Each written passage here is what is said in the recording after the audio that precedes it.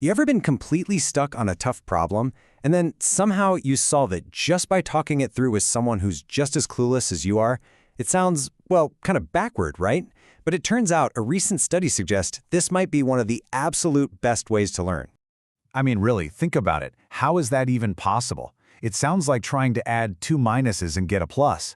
We're always taught that to learn something new, you need an expert in the room. But a really fascinating study in physics education is about to challenge that whole idea. You see, researchers were actually just trying to figure out how to better train physics teaching assistants, TAs. And in the process, they basically stumbled upon this incredibly powerful new way to learn. And the wild part? It works because it breaks that expert in the room rule. And that brings us to the core puzzle we're going to unpack today, the learning paradox. To really get it, let's dive into how they designed this brilliant little experiment. Okay, so the setup was actually super simple. They took 43 physics TAs and had them take a really tough test on magnetism, all by themselves. Then, right after, they put them in small groups and had them take the exact same test again. Now here's the kicker. No instructor, no expert, no feedback at all between the two tests. It was just them. So what do you think happened? You'd figure maybe their scores would creep up a little bit, right? Well, what actually happened was way more dramatic. The results were just staggering. Get this. The average score when they took the test alone was a pretty solid 74%. But when they worked together, their score skyrocketed to an incredible 94%. That is a massive 20-point leap just from talking it out with their peers. And this brings us right back to that paradox. I mean, a 20-point gain is one thing, but how in the world did a group find the right answer when nobody in that group actually knew it to begin with?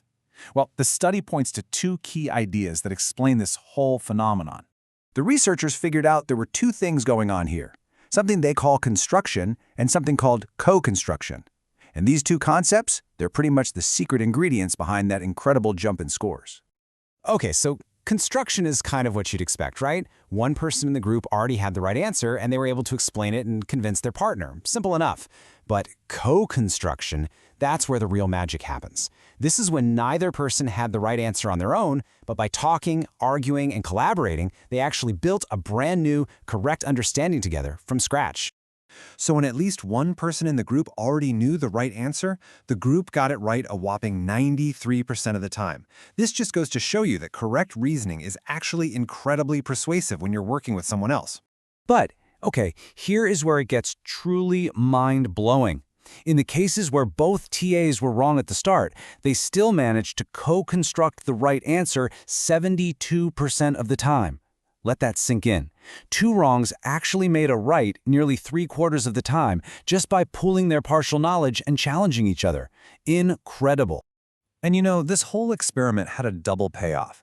The TAs weren't just getting better at magnetism, they were personally experiencing a revolutionary way of teaching, a method they could turn around and use in their very own classrooms. So by going through this unguided process themselves, the TAs got this deep, intuitive feel for collaborative learning.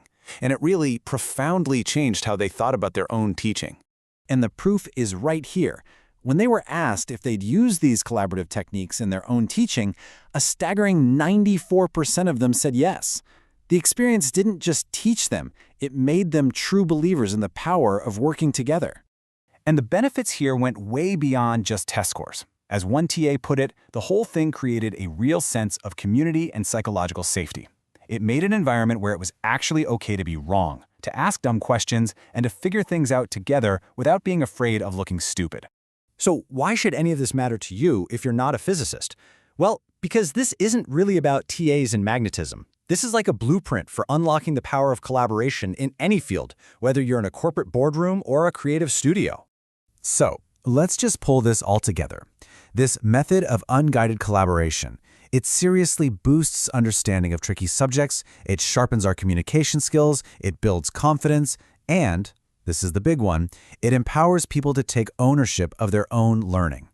Which leaves us with one last really important question to think about. In our own work, in our teams, and in our own learning, where are we relying too much on top-down expertise? And where could we unleash some of that group genius by simply trusting people to figure it out together?